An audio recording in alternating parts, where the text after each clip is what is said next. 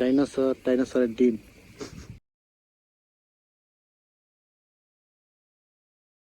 এটা হচ্ছে আমাদের ইউনিভার্সিটির ইন্টারন্যাশনাল অ্যাফেয়ার্স, মানে যত ইন্টারন্যাশনাল স্টুডেন্ট আছে এই জায়গায় যাবতীয় কার্যক্রম বা যাবতীয় হেল্প এই জায়গা থেকে করা হয়।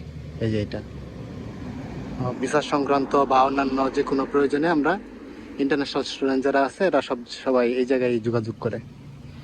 তো এই জায়গায় যে লোগো দিয়ে রাখছে ইন্টারন্যাশনাল মোবিলিটি সেন্টার। তো এই যে এটা হচ্ছে ভিসা সেন্টার। আমি এখন মাত্র এই জায়গা থেকে আসলাম।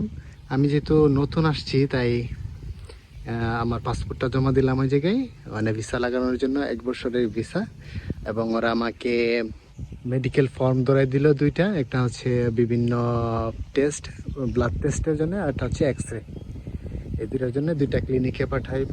দুইটা ক্লিনিকের অ্যাড্রেস দিল আর হচ্ছে দুইটা ফর্ম দিল। তো এটা হচ্ছে আমাদের ইউনিভার্সিটির মূলত ইন্টারন্যাশনালদের জন্য, মানে ইন্টারন্যাশনাল অ্যাফেয়ার্স যেটা বলা হয় আর কি। আর এই জায়গায় ওরা একটা পার্কের মতো করে রাখছে, যে জায়গায় বিভিন্ন মূর্তি, তারপরে ছোটখাটো ঝর্ণাও আছে। এগুলা তো দেখি ডাইনোসরের মতো, ডাইনোসরের ডিম না, কিডিং, আমি শিওর না। বিভিন্ন আকৃতি করে রাখছে, যেমন এই যেটা করে রাখছে মনে হয় কোনো একটা পাখির মতো, পাখির আকৃতিটা। আর এই জায়গায় একটা ঝর্ণা, এরকম দুটো ঝর্ণা, এই যে একটা, আর একটা হচ্ছে এই যে দুটো ঝর্ণা। আর এগুলো বিভিন্ন প্রাণীর আকৃতিতে করে রাখছে এরা।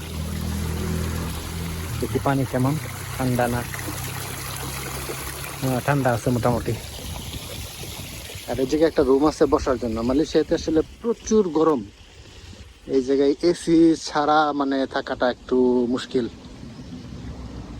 এটা পরিষ্কার না তেমন দেখি। তো এই জায়গায় বসার জন্য ইন্টারন্যাশনাল আসার জন্য এই জায়গায় বসতে পারে, তারপরে হচ্ছে এই জায়গায় সময় কাটাতে পারে, তার জন্য এই ব্যবস্থা ওরা করে রাখছে। এই জায়গায় একটা দেখি, একটা সুন্দর স্থাপনা, একটু জুম করে দেখাই। এটা গিটারের আকৃতি। এখনো স্টিল অফিস খোলা, কিন্তু বাহিরে মানুষজন কম। আর এই যে এই আকৃতিটা যে বলছিলাম, এটা মানে দেখতে কিছুটা কোয়ালার মতো দেখতে, দূর থেকে একটু কোয়ালার মতো দেখা যায়, কাছে গেলে মানে কেউ একজন বসে আছে, এরকম বৃদ্ধ লোক বসে আছে, এমন একটা আকৃতি। তো ইন্টারন্যাশনাল অ্যাফেয়ার্সের এই রুটটাতে এই ইউনিভার্সিটিতে যত দেশের স্টুডেন্ট লেখাপড়া করে সব দেশের পতাকা দেওয়া আছে, আমাদের দেশটাও আছে। আমাদের দেশটা হচ্ছে এই যে, এই যে আমাদের দেশের পতাকা। তো ইন্টারন্যাশনাল অ্যাফেয়ার্সের অফিসটা বিভিন্ন ইউনিটে ভাগ করা। তার মধ্যে আমাদের সবচেয়ে বেশি প্রয়োজনীয় ইউনিট হচ্ছে ভিসা ইউনিট। ভিসা ইউনিট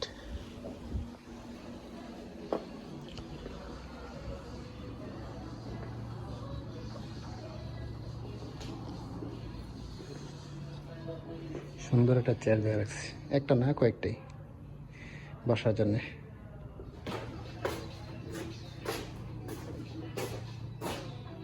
আগেরটা ছিল ইন্টারন্যাশনাল অ্যাফেয়ার্সের পিছনের অংশ, আর এই যেটা হচ্ছে সামনের অংশ। এটা হচ্ছে সামনের অংশ, এদিক দিয়ে ঢুকতে হয় মূলত। এদিক দিয়ে ঢুকা যায়, আবার পেছন দিক দিয়েও ঢুকা যায় ইন্টারন্যাশনাল অফিসে। কিছু ইনস্ট্রাকশন দিয়ে রাখছে, দেখি তো।